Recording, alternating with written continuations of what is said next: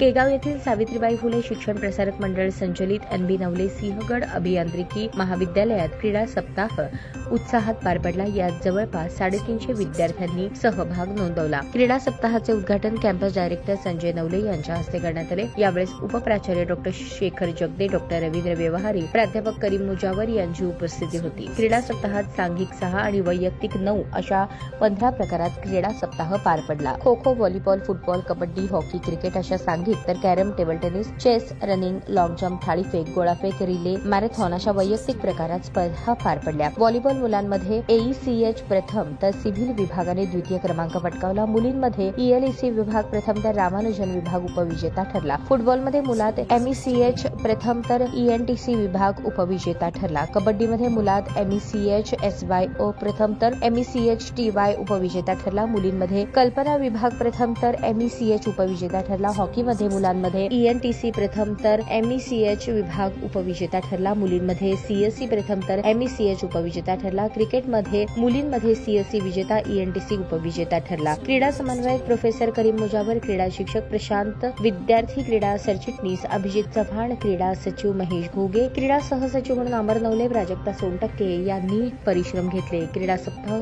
सर्वोत्कृष्ट खेळाडू म्हणून मुलींमध्ये प्राजक्ता सोनटक्के आणि मुलांमध्ये साक्षात धोत्रे यांनी किताब पटकावला। सर्वात जास्त पदके मिळवण्याचा मान CSC विभागाने पटकावला। बक्षिसांचे वितरण कॅम्पस डायरेक्टर संजय नवले यांच्या हस्ते करण्यात आले।